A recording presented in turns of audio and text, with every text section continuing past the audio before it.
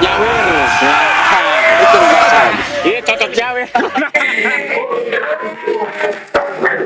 Apabila pakai Jawa sama Wirno. Kali ini kita bareng salah satu band Legiun Sukidaya Jakarta. On this Nah, sebagai introduksi mungkin perkenalan dulu ya Amir ya. Perkenalan sambil ini boleh satu-satu dari sudut biru. Sudut biru. Nah, gue Bayu, 4 dinamis squad di gitar. Bantu squad juga di gitar. Namanya dong Bang? Oh namanya Jan Yosi. Ya, Yan Prianto. Gua Hadi nyanyi aja. Let's go. Gigi no. Oi, gue Budi pas nyanyi Bang. Halo, betul. Saat ini gua main bola di squad. Perkusi. Oh iya, main bola. jadi berbicara tentang skinhead dan habis squad itu di Jakarta nggak bisa lepas ya Om ya. Iya. Jadi untuk perjalanan dari hidupnya skena ya, ikut andil di skena Jakarta khususnya ya. Di awal-awal developnya kehadirannya gundul-gundul pacul ini makin ngumpul ini loh. Jadi bisa sedikit ceritain nih tentang perjalanan anti squad dari awal nggak? Mungkin siapa bisa jadi ininya? Mungkin Hadi itu perjalanan anti squad dari awal. Budi dulu kali. Nah, udah Anti squad ada di Tanjung Duren sebenarnya dari era 93 kali ya. Ini nongkrong bareng 93. Mulai main musik. Waktu itu namanya belum anti squad. Dulu kita punya band namanya Sub Rebel. itu banyak yang belum tahu nih. Ya, jadi Sub Rebel itu dulu anti squad plus kita dulu punya teman namanya Gojen. Gojen itu bandnya apa? Gojen? Disform. Tidak berbentuk. Nah, namanya Sub Rebel. Terus kemudian tahun 97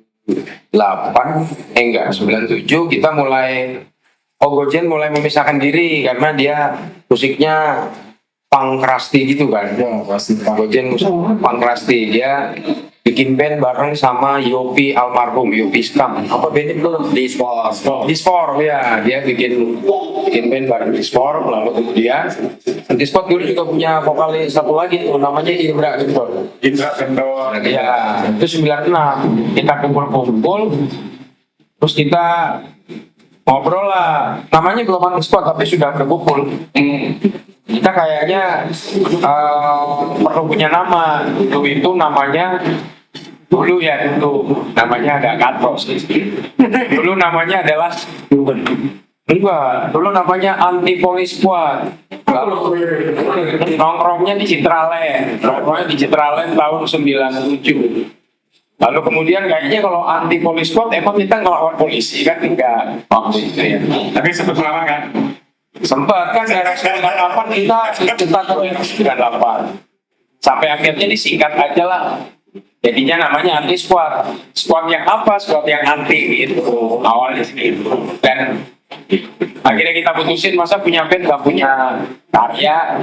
Karena goalnya adalah Anti Squad itu sebenarnya memang ya ini bukan cuma sekedar ngeband, ya bikin karya. Akhirnya kita bikin karya lah, munculan Promotek 99 yang diserap di 98 dengan cara rekaman live dan kemudian menggandakannya dengan cara deck to deck. Kita bikin Budi waktu itu produsernya ini sempat punya perusahaan rekaman namanya Tommy Boy Record. Tommy Record.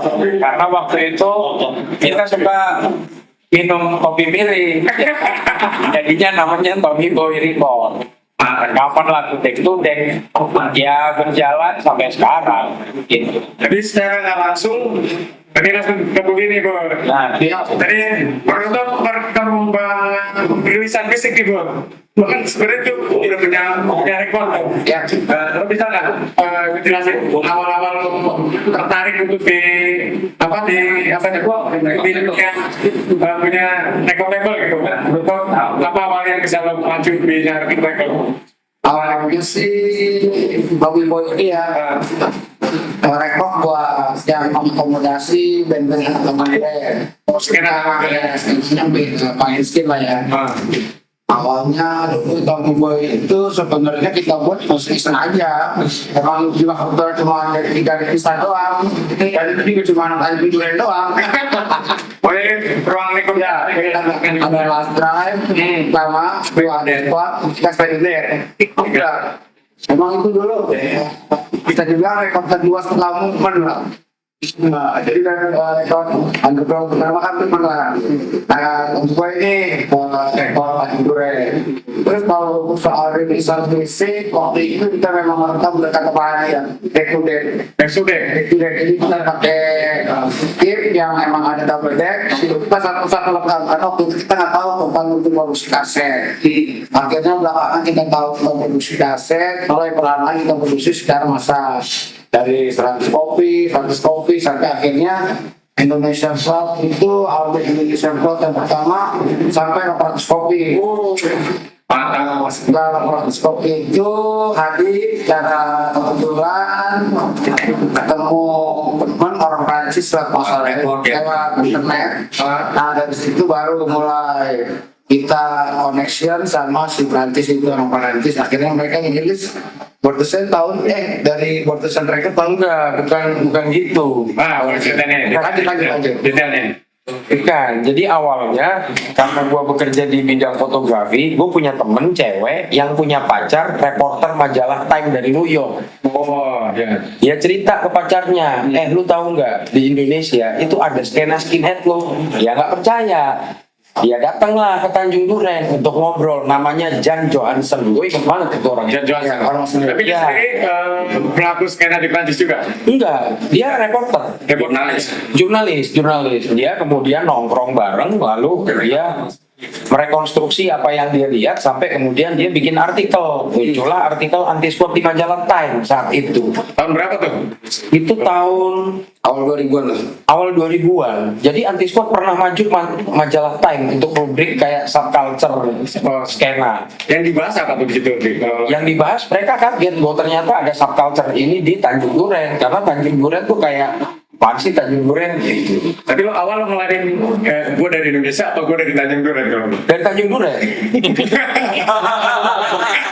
Terus barulah kan gue selalu nyebut Tanjung Duren, Jakarta Barat, baru ngomongin Indonesia. Nah, Tapi judul lagunya Indonesia. Indonesian Proud karena waktu itu nggak ada yang klaim gitu, maksudnya Legong bagus kok musiknya gitu, maksudnya skenanya tuh gede, gue pengen orang tuh tahu di Indonesia tuh ada, sesimpel itu sih. Tapi di Jakarta sendiri untuk apa? Untuk berita yang Indonesia Pro di vinyl lo sebar nggak sendiri? Oh sebar, jadi awalnya setelah dari majalah Time itu kemudian New York Post atau Washington Post meliput lagi sampai Itu kemudian yang nggak tahu nih. Dit.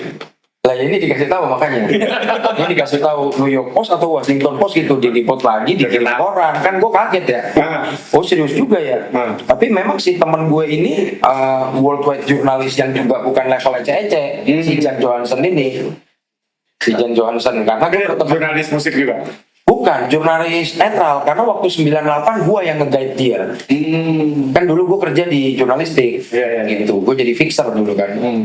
Akhirnya masuk juga koran khusus edisi Jakarta Post. Ketika gue punya sahabat namanya fotografer namanya Timur Angin, the best lah saat itu gitu, muda, berandalan, fotonya gokil. Timur bilang ngobrol lah sama gue, kayaknya gue harus motret lu. Dia bilang oh ya foto aja, foto-foto itulah yang akhirnya menjadi covernya Anti Squad sampai jadi album. Nah tapi album yang vinyl yang Timur ya, Kalau fotografer yang pertama yang memotret album Indonesian Proud itu bukan Timur. Itu sekarang jadi sutradara orangnya, namanya Tommy Dewo. Tommy Dewo tuh sutradara Serigala Terakhir The Series 1-2. Terus kemudian Ratu Adil yang dia Sastro, sama gitarisnya Upstairs, Ubil. Iya, Sempat juga dia. sempat dia mau motret karena waktu itu mereka satu sekolah kan sama gua kan yang bisa fotografi, kayaknya cuma 4 orang nih. Gue bilang fotoin band gue dong, difotoin lah tuh. Yang motret Tommy Dewo, terus kemudian Ubil Upstairs, sama ada desainer. Nah desainer ini teman gue namanya Adrian, sekarang tinggal di Bali, punya coffee shop.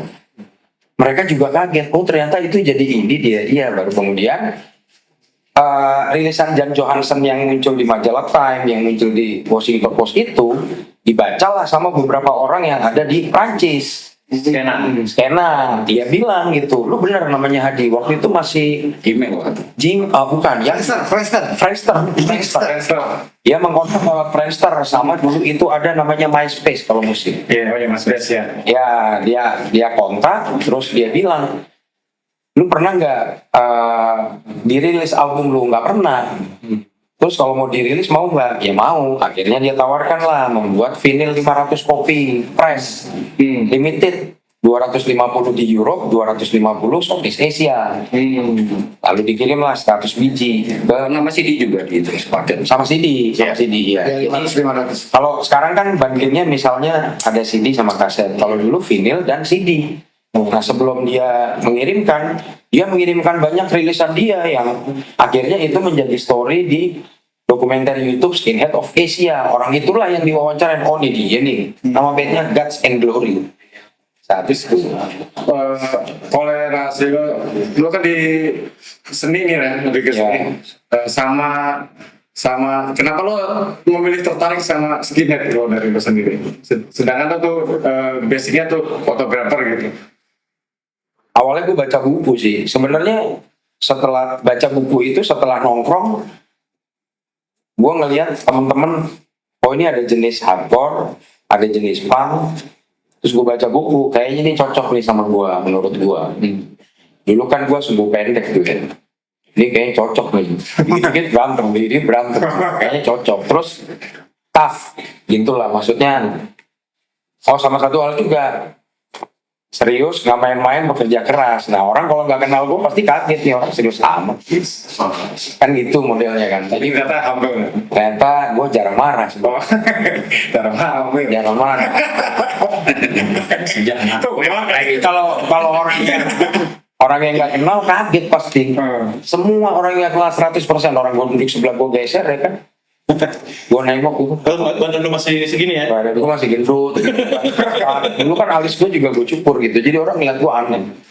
Ya kalau ditanya kenapa milih itu, salah satunya ya kayaknya menurut gue identifikasi ini cocok. Terus kalau berkesenian itu agak beda tuh. Jadi kalau ngeband ya ngeband, kerja ya kerja, bikin karya. Tapi buat gue lagu di AS itu bikinnya pakai hati. Orang semua yang diceritain real kok, yang ada di semua lagunya ya itu real gitu. Jadi kayak ya kalau bikin karya lu jangan cuma gonjreng doang lah gitu sih.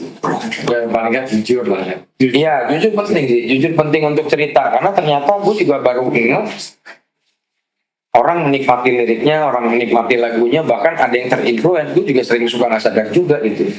Bang, gue nggak gini-gini, masa sih gue bilang gitu. Iya bang, bener. Ya contohnya panitia hari ini aja belajar bahasa Inggris. Sampai kayak gitulah, gue juga kadang suka bingung. Nah ini di Antisquad dulu kan awal semua skena tuh terkenalnya vokalisnya 2 kan. Ada si Indra John itu kan. Iya betul Nah lah. itu transisinya kita jadi vokalis jadi lu sendiri gimana tuh? Transisi ketika vokalis dari 2 jadi 1 sebenarnya sederhana sih. Indra memutuskan untuk konsentrasi ke sekolah. Sebab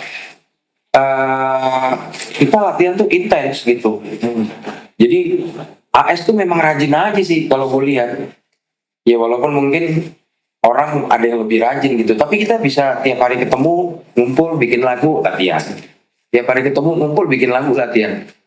Setelah dikumpulkan dan dikoleksikan oleh Wiro, gue baru nggak ada kali 30 lagu. Kaget juga gue. Sebanyak itu ya lagunya. Itu versi live. Oh iya, saat itu versi live itu belum lagi ada 2-3 lagu yang di luar promoted yang juga kita punya gitu, kayak lagu yang sekarang ya. Ordinary People itu awalnya udah dibikin dari sejak lama gitu. Lebih ke remake berarti untuk sekarang. Bukan remake, jadi kayak nada ini tuh udah ada, cuman nggak tahu nada ini untuk lagu yang mana. Tapi nada itu tetap dipelihara gitu. Tapi belum ada liriknya. Tapi belum ada liriknya. Belum ada liriknya. Kerangkap lah. Iya. Tapi bertahun-tahun ya. Bertahun-tahun. Jadi kayak menurut gua, ya lu ngapain ngeband doang tapi cuman itu doang gitu. Jadi kalau lu berkarya kan minimal ngeliatnya enak lah gitu. Terus kalau bicara secara musik nih, awal-awal kan kalau menurut info, terus menurut setelah gue dengerin tuh lebih cenderung ke OE street punk gitu. Lo influence apa tuh waktu awal tuh untuk dari Squad? Yang dulu apa yang sekarang? Yang dari album awal yang promoted. Kalau Anti-Spot memang saat itu ya. Kalau buat referensi punk sih kita suka Unseen, Oxymoron, iya, Oxymoron, Unseen, karena kayaknya kurang cocok gitu kalau yang lambat-lambat. Gue sendiri nggak pernah dengerin musik yang lambat. Nanti sekarang nggak temen ya. Gue kadang suka aneh, ini apaan sih, ya kan? Oke deh, ya lu atur dah. Yang gue dengerin gue dengerin ska. Cuman yang gue dengerin banget itu ya New York Ska Jazz Ensemble, terus kemudian Tokyo Ska Paradise sama Special Matters. Dengerin lah ya. Ada yang nggak tua lagi tuh sentimental tuh lo mesti dengerin. Gitarisnya Nah, long the way perjalanan itu akhirnya berkembang ya. Kalau influence gue suka hardcore dari dulu memang. Ini musik yang gue dengerin ya Agnostic Front, Madball, nggak pernah berubah sampai sekarang. Sampai orang nanya gitu, lu tuh hardcore apa skinhead sih? Ya skinhead aja, skinhead kan di sini ya. Kalau musik gue suka dengerinnya itu Terror. Kalau sekarang gue suka musik yang lebih komplit gitu. Jadi ada layer gitar 1, gitar 2, gitar 3, gitar 4 ya. Kebetulan kita dibantuin teman-teman yang akhirnya bisa apa ya, memvisualkan itu, dan gue cukup happy. Karena gue nggak bisa main alat musik, gue menyebutkan nadanya lalu dimainkan oleh Robby gitu misalnya. Melodinya gini Bi, gimana tuh? Terusnya gini nih, gue ngomong nah, ntar dimainin sama dia.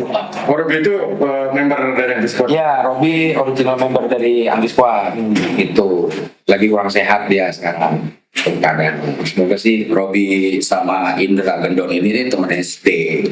Ya, oh ya, kalau ngomongin cerita di Tanjung Duren itu semuanya temenan dari SD. Jadi kayak di Bekasi nih, mereka ya temenan dari SD, mirip, makanya cocok kita. Semuanya ya kenal gitu, kayak gue sama Budi itu temenannya dari SD kali. Ibunya Budi sama ibu gue kenal, ibu gue sama ibunya Robby kenal. Kedekatan musiknya udah dapat ya. Iya, terus kita ngerasanya kayak ini mungkin bedanya ya mungkin ya. Anti-Squad kayak family, nggak kayak band, jadi kayak tiap hari ketemu main ya. Ini wah jadinya tertib, begitu mau chaos. Ini kan anaknya ibu ini ya. Jadi iya bu, gitu jadi. Tapi menurut tuh gimana? Kalau ini ada dari Budi sendiri untuk perjalanan Anti-Squad. Kalau perjalanan Anti-Squad sih ya seperti yang tadi hari cerita ya. Soal apanya dulu nih? Dari musik kan? Dari musik. Nah, kalau dari musik ya awalnya gua jadi skinhead tuh kenal Hadi karena lingkungannya dekat rumah kan, nongkrong bareng. Awalnya gua bukan tertarik, kalau Hadi kan tertarik dari yang jadi skinhead karena dia baca dulu. Kalau gue dari musik dulu, karena dari musik yang gue suka beatnya, speednya yang suka juga. Dari situ mulai gue suka musiknya. Hadi bilang, skinhead bukan musik doang. Nih, itu way of life, bukunya. Lu baca, lu pelajarin. Kalau cocok lu jalanin. Kalau nggak cocok mending nggak usah. Sebab ini bukan main-main kayak gitu. Akhirnya dari situ perjalanannya berjalan sama Indra, sama Robby. Oh, ada setelah di Dado juga. Tapi mereka sekarang udah pada Menemukan jalan hidupnya. merantau. Kalau Robby masih, tapi dia sekarang lagi recovery karena kemarin habis kena serangan sakit dan cukup parah. Dari situ perjalanan Anti-Squad lambat tahun ya anggota dan personil juga, akhirnya sampai tahun sekarang 2024 yang insya Allah mau rilis single terbaru mungkin 2 minggu lagi nih. Bukan single, namanya Ini album. maxi album. Maxi album. Iya, maxi album 3 lagu ya. Ya, Iya. karena kita rilis 3 lagu, 2 lagu baru, 1 remake. Di situ kita akan, nah di situ akan terdengar deh nuansa baru dari yang Squad. Dan langsung terus ke yang lain-lain nih. Nah, nuansa baru Anti Squad itu Oke. dibantu sama Bayu nih. Iya, abang-abang betul. kita yang sekarang nih. Iya. Waktu itu kita Bayu, waktu itu Utai ada di Anti Squad 2015 sampai 2000. Utai di end. Utai di end. Karena Dado harus ke Medan, kemudian kita butuh drummer, direkomendasiin Ketu masuklah jadi drummer. Lalu kemudian 2015 berjalan, masuk Utai, gua ngomong gitu, kayaknya kita butuh orang yang paham tentang teknis musik dan quality sound, gue bilang gitu. Muncullah rekomendasi dari Ketu. Tuh gue kenalin aja sama Bayu, gue bilang, oh gue tahu anak ini. Ini anak hardcore banget. Ini anak hardcore banget, coba kita ngobrol. Begitu dia ngobrol, dia ngebantuin lah tuh untuk masalah teknis yang terkait dengan kualitas sound dan output ya. Masih banyak masukan. Nah, Bayu mungkin bisa cerita tuh dari sudut pandang Bayu melihat AS. Apa nih jauh? Jadi ini seorang tahu lo juga punya band hardcore juga nih. Ini gua selalu salah. Apa? Dan hardcore-nya apa gitu? Bosai. Oh, salah. Salah juga. First of all. Ah, emang apa? Orang cerita jelasin guys. Oh, lagi namanya. First of all. Band itu pertama first of all. Jadi first of all, tuh dia awali. Zaman SMP itu. Namanya First of All nih. Tapi pernah udah sempat rilis kaset juga rilisan. Itu band-band sekolah SMP SMA. Habis itu baru masuk ke Losa. Bosai. First of All. Nah, terus adaptasi lo dengan transisi musik dari Anti Squad, emang lo ngasih masukan dari riff atau apa, atau emang lo tetap nerjemahin pakai karakter lo sendiri? Jadi kan awalnya gue bantuin waktu itu masih Kauts ya, masih Kauts sama Robby. Nah, di situ kan gue dengerin musiknya di spot. Kebetulan gue suka nih musiknya nih. Cuma pas gue ngobrol-ngobrol sama Mas Adi juga kan, dia temen hardcore. Nah, gimana kalau misalnya dengan musiknya ini, tapi kita kemas dengan sound yang agak modern. Gitu. Jadi soundnya kita buat agak modern, yang lebih proper, speednya kita tambahin. Jadi kan lebih power. Kalau kan orang bisa power, lebih power. Ya. Jadi lebih power aja. Gitu. Apa ya, kalau berbicara masalah hardcore, ada jauh beda nggak yang konsep yang lo mainin atau lo tawarin ke Anti Squad sama lo set gitu? Enggak sih, mungkin karena influence-nya Asadi sama gue tuh di hardcore agak mirip lah, mirip. Jadi ya sekalian aja gue implementasikan ke Anti Squad. Jadi memang sebenarnya dari dasar musik yang lamanya juga udah masuk nih. Gue juga udah wah enak nih lagu ini udah masuk. Ditambahin dengan influence yang baru, dimasukin sound yang lebih proper, ditambahin beat, ya jadi ya Anti Squad nantikan baru dia ya. Oh ya, kalau yang dari Hard Legacy udah Iya, aku produksi kan? iya dari produksi dari Legacy itu gue udah masuk produksi. Terus Sebelum dia Indonesia aku ya. Iya dari boleh ceritain tuh dari segi produksi dari sound dari lo sendiri gitu untuk dari Hard Legacy kan terdengar benar-benar transisi Iya. yang berasa gitu loh, yang dari album. Jadi sebelumnya kita ngobrol-ngobrol nih, soalnya mau dibawa kemana nih? Kita satu-satu tuh ngasih referensi lah. Oh, gue coba dengerin ini dengerin agnostik misalnya. Akhirnya ketemu tuh, kita ambil sound, ketemu di tengah-tengah, kita ambil referensinya tuh Agnostic Ron Live CBGB. Itu live tuh, sound live. Nah, cuma ketika gue masuk recording, gue ngobrol sama engineer-nya, bisa dibikin kayak gini ya, seenggaknya mirip. Nah, kita kulik tuh bareng-bareng sound output-nya. Di output live yang lo boleh gitu. Sebenarnya referensinya tuh dari sound akustik yang live. Gue ngambil yang live karena rawanya masih dapet. Gitu. Jadi kalau misalnya dari album kan dia heavy banget tuh, heavy banget. Jadi kalau gue ngambil yang live itu rawanya masih dapet. Ngobrol sama engineer-nya, kulik bareng, ya dapetnya ya seperti nanti gitulah. Gitu. Udah bisa diperdengarkan juga kan? Bisa di Spotify. Ada di Johnny Jengkel. Ada di Johnny Jengkel. Johnny Jengkol. Oke, terus langsung ke Ian nih. Nah ini juga Enak bawa itu ini Ian ini salah satu gitaris favorit gue juga nih Om.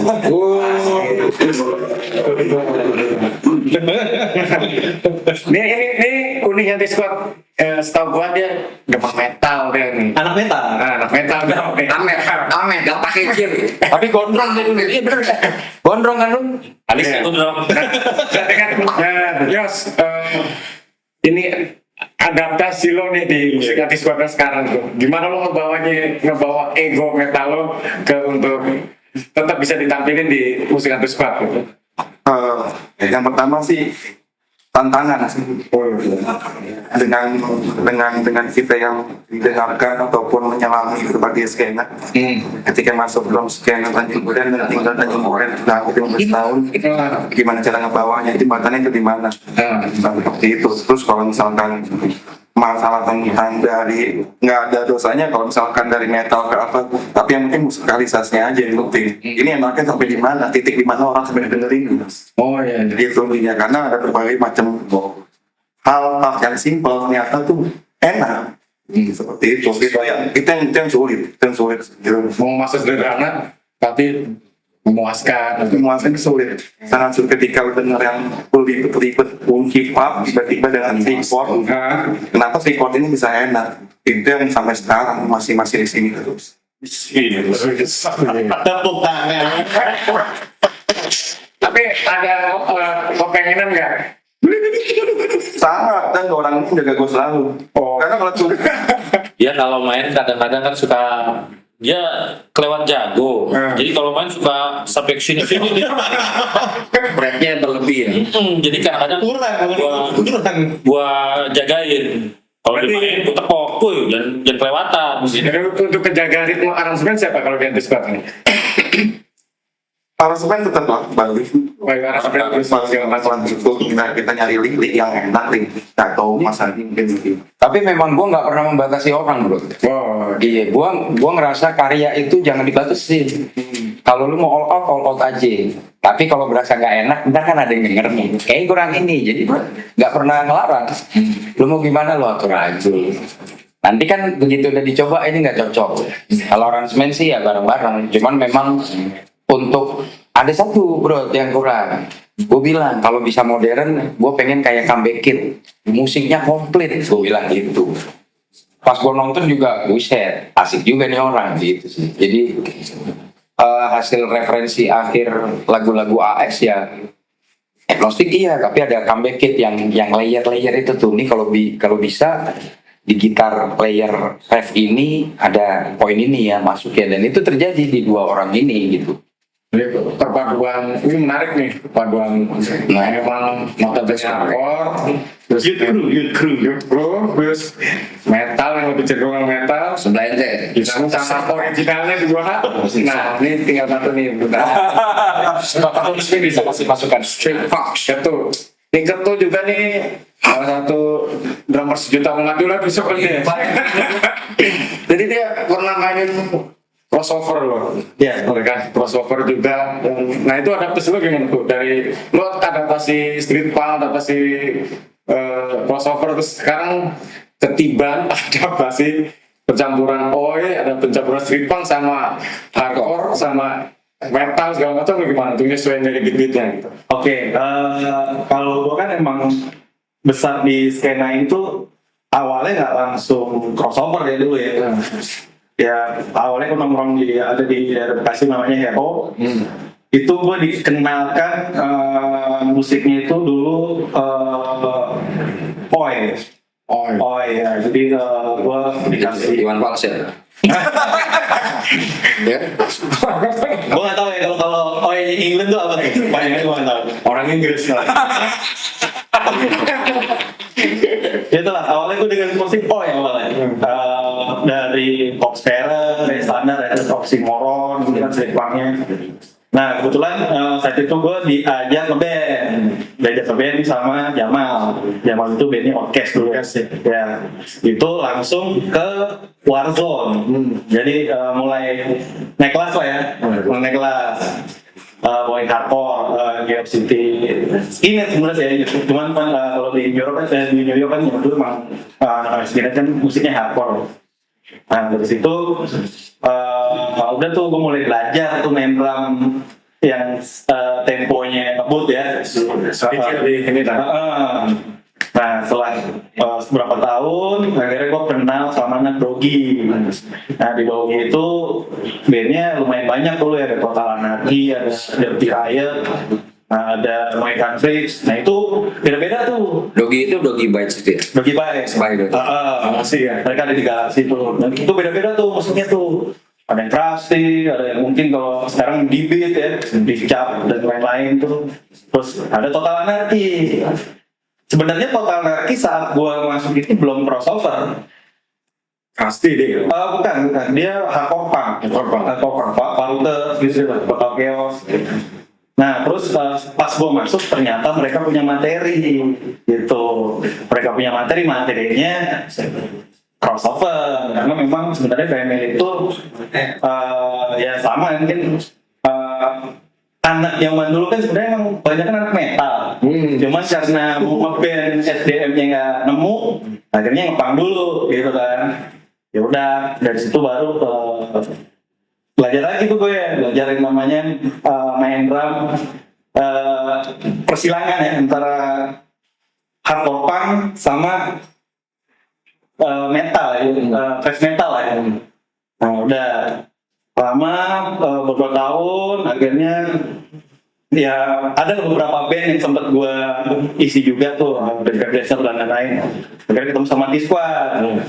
Nah T-Squad ini memang gue udah dengar lama ya, cuman sorry gue nguliknya gimana ya soalnya kayak gini gitu kan. Tapi kalau secara musikalitas enak, cuman memang soundnya pada saat itu belum proper ya, jadi ya oke gitu, gue suka. Akhirnya nggak tahu kenapa tiba-tiba Wiro nelpon gue katanya mau ada hajatan nanti Squad anniversary atau apa ya? Awalnya. Ya Jadi awalnya. band-band ini kan sempat lama vakum tuh setelah rilis album. Vakum masing-masing. Wiro kontak, tuh bantuin bisa nggak? Oh bisa. Oke, gue kirim materi ya. Oke, gue pikir cuman 10 lagu lah paling banyak ini. 30 lagu, bener tadi memang cepat punya 30 lagu. Nah, balik lagi ke awal ya. Gue mikir tuh gimana nguliknya, soalnya kayak gitu ya gitu kan. Tapi ya gue coba lah, akhirnya dikirim lah, akhirnya gue kulik. Ya gue suka, maksudnya into gitu kan. Ya udah, terus coba waktu itu masih ada Dado juga. Ya, pas saat gue mulai ngedramin tuh ya emang gue nggak ngikutin apa namanya patternnya drummer yang lama ya, gue nggak tahu siapa yang main drum saat itu. Gue nggak ngikutin itu karena ya Dado. Kalau album Dado, Album masih Dado. album Dado. Cuman kalau udah masuk yang single for Splitway yang mana Bandung itu baru Bucil. Ya itu Dado kan pindah ke gitar setelah kecelakaan. Dado kan? itu Dado cuma itu- tahu kick sama senang. Jadi dipukul kick dua dukat. Ya itulah 30 lagu itu begitu ya. enggak. Dado itu mungkin yang dukak-dukak doang itu sekitar 10 sampai 12 lagu kurang lebih. Lalu kemudian Dado kecelakaan, Dado nggak kuat main drum di Swiss. Kita panggil namanya Bucil.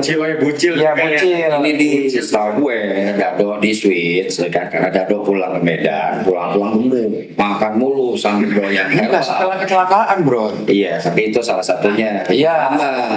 Ya memang speednya melambat. Jadi Dado lama-lama makin gendut, kecelakaan, nggak kuat main drum di Swiss.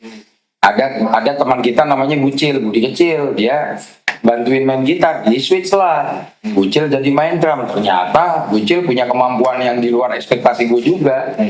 Dari situ baru mulai agak naik, agak cepat. Tapi memang kalau kualitas sound bener yang Ketu bilang, memang kita kurang knowledge lah saat itu. Tapi menurut gue itu proses gitu. Setelah ketemu Bayu, sekarang kan ada orang yang gue pengen A tapi nggak tahu caranya. Setelah ketemu Bayu itu jadi bisa ditafsirkan gitu. Oh, ini caranya gini bener deh gitu. Iya. Balik lagi ke Pudi nih. Oke, ini ke itu dulu. Gimana tuh lanjut lagi? Lanjut cerita yang tadi ya, itu untuk Yang album, berarti itu yang single tadi ya, The Half Legacy. ya Ya, itu gimana lo untuk apa? Emang improv dari lo apa emang bareng-bareng untuk aransemen dan segala macam dari beat lo yang emang beda gitu?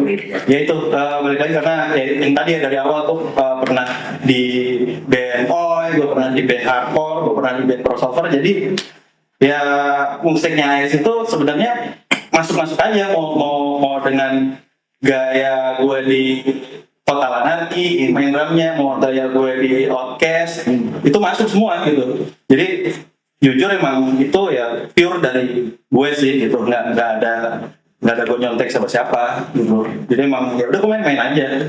Taruh lah ya. Improve-nya ya emang gue yang pikirin segala macam gitu sih. Kecuali mungkin yang tempo ya, kalau tempo mungkin bareng-bareng. Oh ini kecepatan, karena kalau ngikutin gue ya nanti jadinya Total Anarchy jadi crossover ngebut banget. Misalnya sempet gue di ya gitu kan kecepatan. Oh iya, akhirnya turunin temponya gitu terus. Lebih ke sharing bareng lah. Ya menyesuaikan. Maksudnya sesuai porsi lah, sesuai porsi.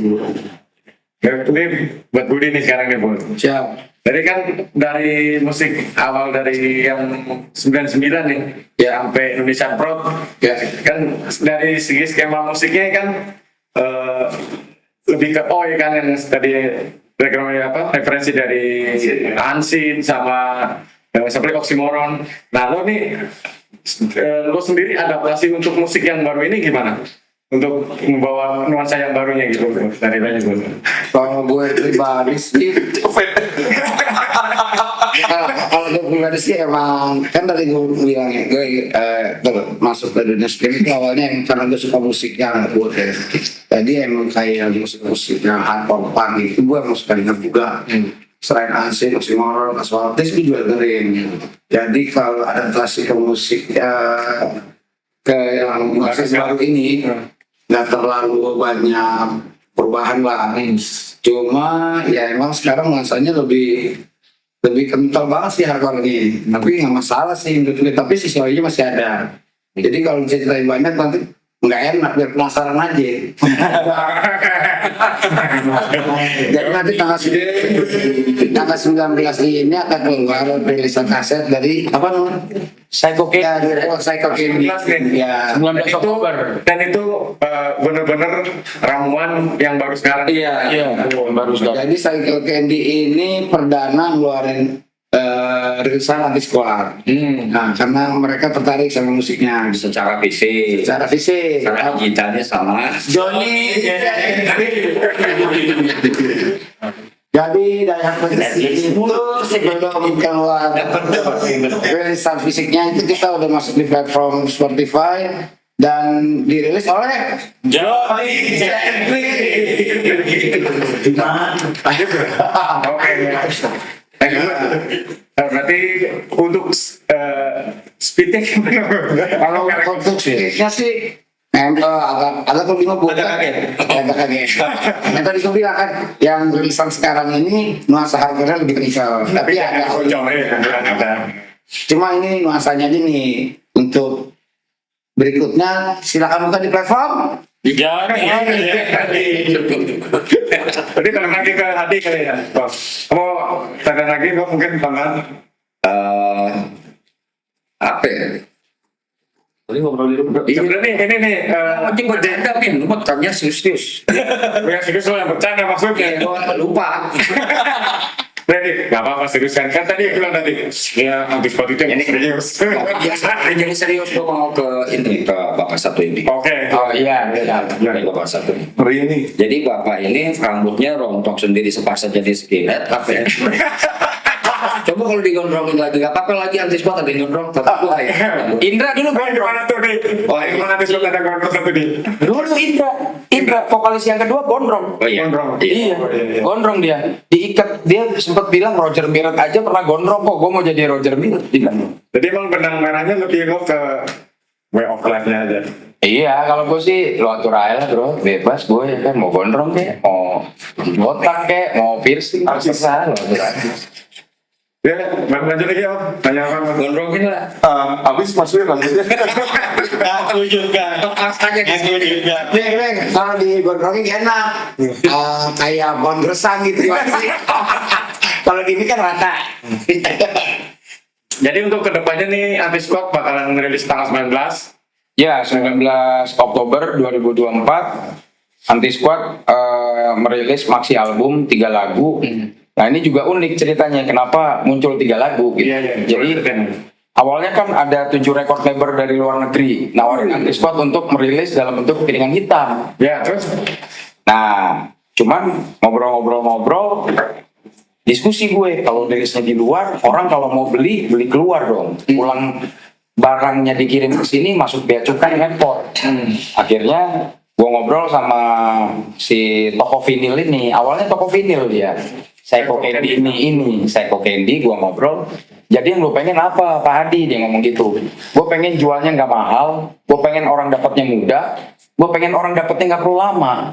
Berarti artinya gue harus memutuskan itu untuk gue cancel semua yang luar negeri. Jadi 7 record label skinhead luar negeri itu gue cancel, friend. Gue rilis akhirnya di lokal. Karena buat gue, kalau misalnya ada orang Solo gitu ya, skinhead Solo atau skinhead Malang, langsung ordernya ke Paris, ke Jerman. Terus gue balik mikirnya, kan gue suka gue balik. Ya biar boleh-boleh itu beli ke kita lah, gue bilang gitu. Sama Psycho Candy. Jadi kalau misalnya seandainya gue mau beli, ya lu pesen lah ke gue. Gitu. Bukan gue pesen ke lu lagi nih sekarang. Lu pesen ke gue. paling nggak penyebarannya dari sana juga nyampe. Iya, akhirnya kalau gua nggak mikir begitu, maka orang akan selalu berpikir harus keluar. Emang lama men gak jadi Mau nonton Anti Squad ya panggil lah kita. Manggillah kita ke sana bener. Akhirnya rilis lah. Dirilis, udah jadi persiapan buat album. Psycho Candy nanya ke gua, kalau tiba-tiba muncul album, kaget nggak sih orang? Wah kalau gitu kita potong aja dengan cara dadakan. Itu dadakan baru kepikiran sekitar 8 bulan lalu lah. Ya udah potong aja. Kita ambil 3 lagu. Nanti yang di sana kan berarti bolong 3 kan? Bolong 3. Gua tambahin 5. Gua bilang gitu. Ntar gua bikin lagi lagu barunya untuk persiapan album. Padahal kita udah prepare untuk rilis album. Jadi kalau planningnya dari si Segus ini nih. Dari gue. Oh dari lo. Iya, dari gue. Karena gue nggak pengen nanti orang Indonesia mau beli rilisan Anti Squad harus keluar. Gue nggak mau. Harganya juga jadi mahal. Harganya juga jadi mahal sama bea cukai. Repot Mereka juga lah. kolektor vinil bisa beli langsung di CD. Benar, karena udah mulai muncul beberapa perusahaan rekaman pembuat vinil di Jakarta yang bikin vinil. Oh lumayan nih, gue tanya semua kolektor. Lu tahu nggak perusahaan rekaman ini? Tahu. Lu tahu kualitas vinilnya? Lumayan pak, bagus. Oh dia udah ada berarti di Jakarta. Udah ada di Jakarta. Ada Wak. Ada. PHR no. Namanya PHR, tempat rilis vinil. Tapi orang Indonesia yang ngerilis vinil di sini tetap jual dengan harga mahal. Gue nggak suka. Kalau bisa gue jual paling murah, gitu supaya itu bisa dikonsumsi banyak orang gitu. Kasarnya rugi dah. Ya, yakin. Udah. Masalahnya dia ini GMR, mau rugi. Gitu. Jadi gimana caranya orang mudah mendapatkan rilisan squad dengan kualitas yang juga bagus dan memang banyak yang bilang bagus kok gitu. Oh, ya. Ini di rilisan 3 ini kan ada yang remake ya. Ya kayak remake. Indonesia tuh udah rilis kan di digital ya. Ordinary People juga remake. Oh gitu. Jadi di 3 maxi single ini tuh ada Indonesia kok yang emang Ada Indonesiaku dan ada satu lagu lagi judulnya Ordinary People yang pernah kita terbitkan. di Promote. Enggak, CD. Jadi kita bikin single, kita rilis dalam bentuk CD, kita bagi-bagi. Tahun berapa tuh kalau? 2000 berapa tuh? 2021. Iya, jadi kita bikin sekitar 100 CD untuk kita bagi-bagi. Promo ada promo. Enggak, bagi aja. Bikin bagi Itu satu lagu isinya ya. Satu lagu doang. Satu lagu. Waktu itu masih ada Utai, terus setelah kita diskusi, Bayu mengusulkan, Mas, gimana kalau Ordinary People di remake sama seperti Indonesiaku? Gue bilang, oh gue sepakat. Karena Ordinary People lagunya asik. Di remake lah. Muncullah Ordinary People dengan speed yang lebih Dan nanti kenceng. tanggal 19. Tanggal 19. Nggak beda ini. Oke. Mana nih? Candy. Nah, menariknya terus gue juga bilang, nanti kalau rilis gue nggak mau bikin konser. Kenapa? Nggak ngobrol nanti orang. Berarti nanti ada press conference. Ada press conference, ada press release. Gue pengennya akustik. Biar apa? Biar orang ngobrol. Kalau ngobrol, Intimate ya berarti. Intimate. Karena capek nggak sih tiap rilis band, pusing. Bakalan apa yang pengen lo plan tuh di tanggal 19 itu nanti di press conference? Tanggal 19 kemarin baru ngobrol-ngobrol, Mas main akustik 3 session, 3 lagu, 4 lagu, biarin orang enjoy, bisa makan, bisa ngopi, bisa beli merchandise. Jadi memang inilah saatnya kita menjual merchandise dan ngasih tahu ke orang ada Cyber Candy. Orang bisa lihat pilih-pilih karena kan dia bentuknya toko vinil. Berarti bisa aku bisa nanya-nanya langsung di situ kan sama Antispot nanti. Sangat bisa, malah itu dikasih gratis karena waktu dia bilang, Pak mau sewa tempat kita buka tiket, jangan, kita bikin gratis supaya orang bisa datang. Gitu. Nanti tanggal 19 di 19 Oktober di Psycho Candy di Jalan Bangka. Di Jalan Bangka Kemang. Bisa di browsing tuh nanti. Nanti kita juga kasih mention di Instagram. dan juga ada info lagi tanggal 27 Oktober Antispot bakalan Oh iya betul. perform di Demro Club Soul. Bispa tanggal 27 Oktober perdana main di acaranya Demro. Demro Club Soul. Di- Bareng teman siapa aja tuh ya? Bareng Ada Draus. Kan ada dong. Stalker. Jadi kita ya. Ada Draus. Salah stok. Ini tanggal 27 Oktober tuh ada Novron, terus ada Anti Squad, ada Hello Bito, terus ada Racun Kota, Ada normal. ada Stalker juga di situ. Lah yang di joget-joget tuh stalker itu ya? Bukan. Oh, Lagi di ujung. Jadi banyak. Lagi di Supaker. Nah, jadi teman-teman The Squad ini mempertahankan eksistensinya sampai sekarang dengan kekuatan BO Plan itu skinhead itu dari member awal dan juga antara si Budi sama Hadi gitu.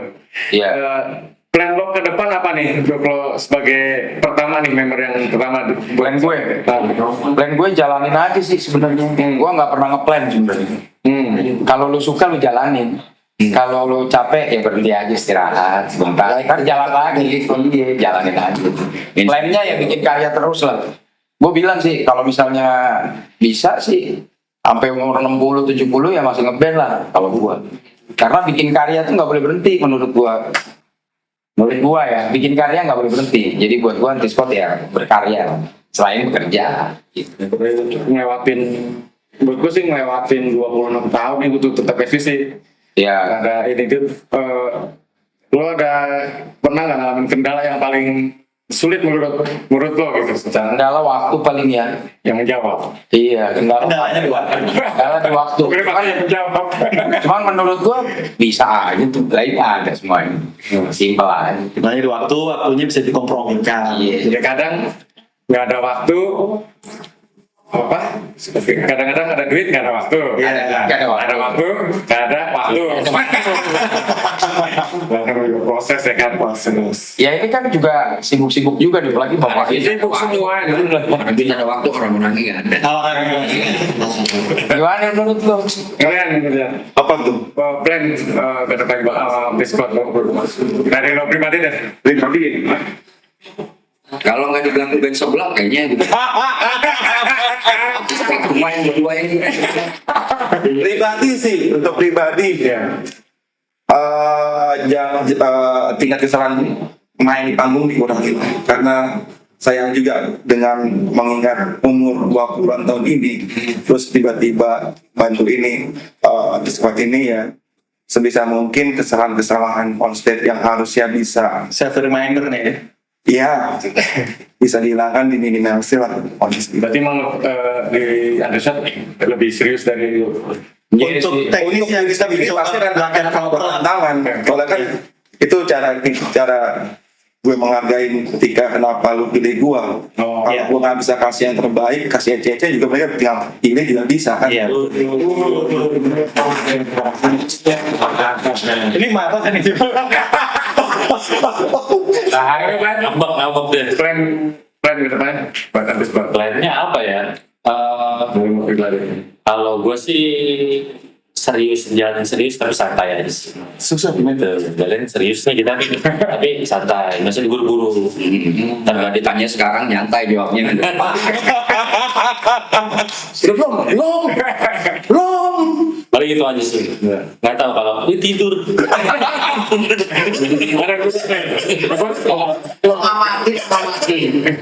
Mengamati. Gimana betul plan? Kalau plan buat artis ke depan sih menurut gue ya bener kata aja, jalanin aja.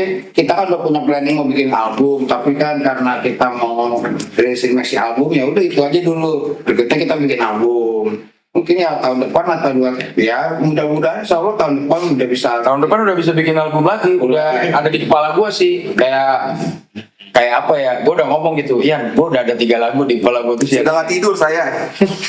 Ceritain dulu nih, ini nuansanya gini, bentuknya gini, nadanya gini, gitu. Nah, berarti kan kalau ngomongin album ada pamer karya seniman, pameran. Harusnya kontennya setelah album itu promo kan. Ya. Kalau udah promo 20 titik. Kalau ngomongin promo, yang nanyain promo udah banyak. Udah sponsorin juga banyak. Yang mau sponsorin juga banyak. Cuma itu tadi kata lu bentrok sama waktu. Ngomong gua nih. Iya, dan itu juga dia serius juga. Dia bilang, Pak Hadi, nanti abis ini kita bikin weekend tour. Apaan tuh kayak gitu?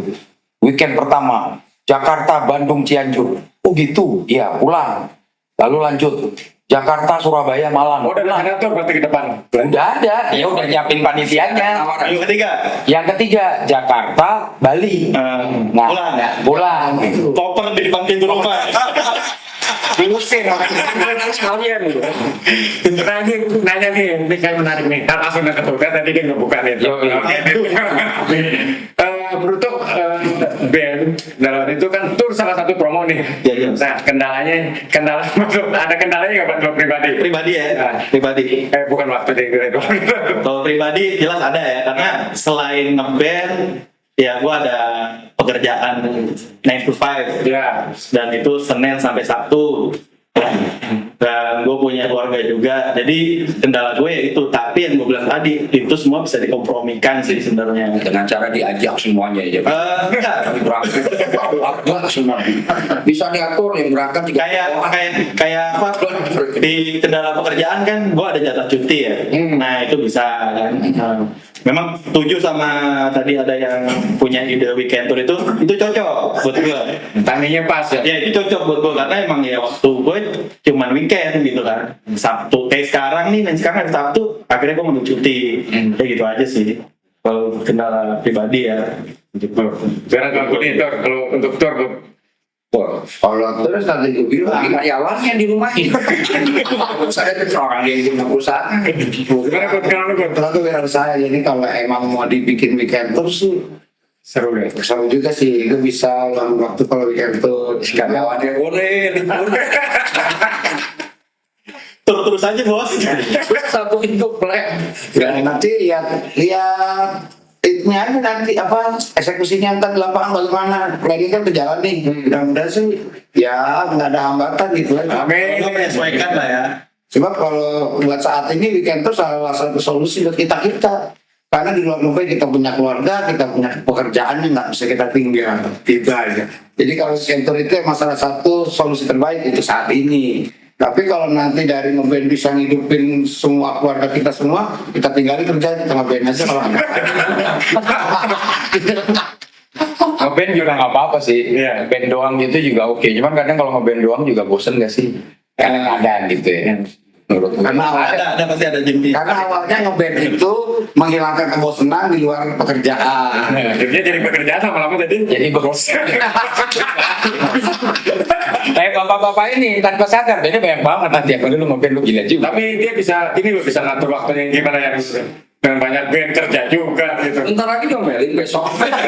Sebelah ya kan. Bukan lagi usaha Inggris itu kayak Gimana nih Ya. awaknya menurun. Plan weekend tour nih dari Antis Squad. Kalau misalnya tur, Iya. bagi gue pribadi, Iya. kalau gue mandang tur tuh bonding.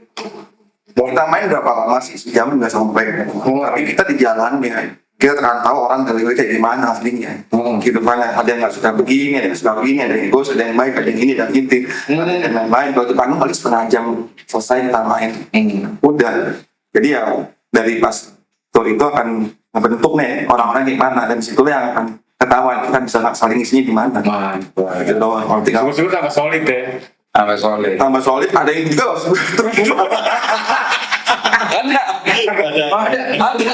ketahuan dia ternyata begini dan begitu. Tantangan tour nih.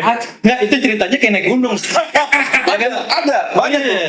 Berangkat mah berarti pulang naik gunung musuhan. Panggung kita berapa sih? Setengah jam, 1 jam. Tapi kan waktu menuju sananya kita capek gimana? Ada yang lama, ada yang ini, ada yang nggak suka ini. Itu yang susah. Oh gitu, katanya rokoknya habis kan masih. Contohnya, berkata kalau habis selimpan gitu kan. Enggak gitu. Ya, coba kalau dari Bayu, weekend tour. Weekend tour sih gua gas. Gas. Ya. Dia bolos. Gas aja dulu. Saya dulu. Ternyusul. Baru tadi orangnya WhatsApp. Pak, jadi ngobrol nggak? Hah? Oh iya, gue jadi ngobrol.